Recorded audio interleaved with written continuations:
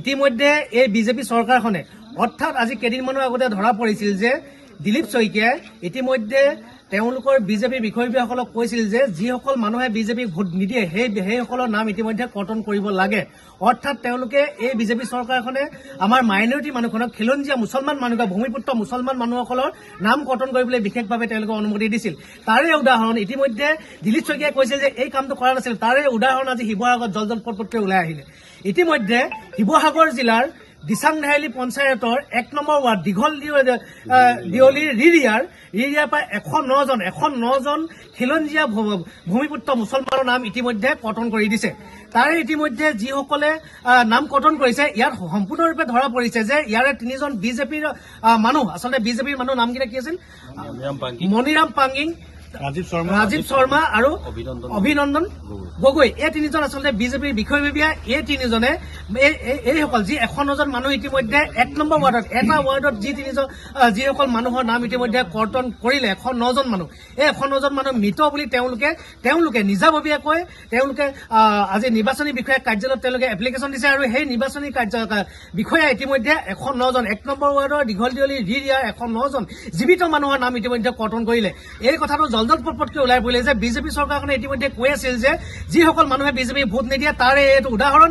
দিলীপ শইকীয়াই ভিডিঅ' কনফাৰেন্সৰ যোগেদি বিজেপি লিডাৰসকলক ইতিমধ্যে কৈছিল যে আমাৰ যিসকল মানুহ ভোট নিদিয়ে সেইসকলৰ নাম কৰ্তন কৰিব লাগে। আৰু তাৰে ফলশ্ৰুতিত ইতিমধ্যে বিজেপিৰ আংগু পাংগুৱে নেতাবিলাকে ইতিমধ্যে কাম আৰম্ভ কৰিয়েই দিলে। আমাৰ জীৱিত মানুহক মৃত বুলি ইতিমধ্যে ভোটাৰ লিষ্টৰ পৰা ইতিমধ্যে নাম কৰ্তন কৰিছে ১০৯ জন ১ নম্বৰ ৱাৰ্ডত। আৰু দিচাংধাইলি পঞ্চায়তৰ আৰু বহুকেইটা পঞ্চায়ত আছে, তাতো ইতিমধ্যে বহু কৰ্তন কৰিছে। এটা কথা স্পষ্ট ভাষাৰে ওলাই পৰিছে যে মুখ্যমন্ত্ৰী হিমন্ত বিশ্ব শৰ্মা আৰু বিজেপি চৰকাৰখনে আমাৰ ভাই ককাইৰ মাজত গোষ্ঠীগত সংঘৰ্ষ লগাবলৈ বিচাৰিছে নেকি? যে বিজেপিৰ যিকেইজন আংগু পাংগু এই দিচাংধাইলি পঞ্চায়তই যি ৩জন বিজেপি লিডাৰে ইতিমধ্যে নাম কৰ্তন কৰিলে, আমাৰ মানুহবিলাকক মৃত বুলি ক'লে, সেই ৩জন মানুহৰ লগত ইতিমধ্যে চৰকাৰখনে আমাৰ যি খিলঞ্জীয়া মুছলমানসকলে তেওঁলোকৰ মাজত গোষ্ঠীগত সংঘৰ্ষ লগাবলৈ এই মুখ্যমন্ত্ৰী হিমন্ত বিশ্ব শৰ্মাই কৰি আছে। অৰ্থাৎ হিন্দু মুছলিমৰ মাজত কাজিয়াখন লগাব পাৰিলে মুখ্যমন্ত্ৰী হিমন্ত বিশ্ব শৰ্মা পুনৰ মুখ্যমন্ত্ৰী হোৱাৰ আশংকা আছে। আচলতে বিজেপিৰ এইটো ধাৰণা, বিজেপিয়ে এই কথাটো ভাবি লৈছে। গতিকে আমি শিৱসাগৰৰ নিৰ্বাচনী প্ৰক্ৰিয়া আৰু বিজেপিৰ বিষয়ববীয়াসকলক কৈছো যে অহা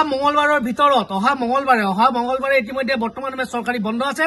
অহা মঙলবাৰে শিৱসাগৰৰ নিৰ্বাচনী বিষয়াৰ কাৰ্যালয় ইতিমধ্যে আমি ঘেৰাও কৰিম আৰু তাতে সেই ঘেৰাও কাৰ্যসূচীতে আমাৰ যিসকল জীৱিত মানুহৰ নাম ইতিমধ্যে মৃত বুলি তেওঁলোকে কৰ্তন কৰিছে তেওঁলোকৰ নাম তাতে অন্তৰ্ভুক্ত কৰিব লাগিব।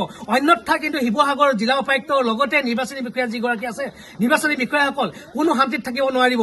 আৰু বিজেপিৰ যিবিলাক কৰ্মী আছে, বিজেপিৰ যিবিলাক বিষয়ববীয়া আছে, কোনো কিন্তু শান্তিত থাকিব নোৱাৰিব। এই কথা আজি দিচাংধাইলি পঞ্চায়তৰ যি এই দীঘলদিয়লি ৰিৰিয়া ১০৯ জন মানুহৰ মৃত বুলি নাম কৰ্তন কৰিলে বিজেপি ৩জন আংগু পাংগুৰ নিৰ্দেশ মতে এই কথাটো আজি এই দীঘলদিয়লি ৰিৰিয়াৰ পৰা আমি ইতিমধ্যে ঘোষণা কৰিছো। তাতে অহা মঙলবাৰে ১২ বজাৰ ভিতৰত আমি নিৰ্বাচনী বিষয়া কাৰ্যালয় ঘেৰাও কৰিম আৰু তাতে যি ১০৯ জন জীৱিত মানুহৰ নাম কৰ্তন কৰিছে এই নাম তাতে সোমাব লাগিব। অন্যথা কিন্তু নিৰ্বাচনী বিষয়া শিৱসাগৰত কিন্তু থাকিব নোৱাৰিব। Bureau chief, Sivasagar, Assam reports live.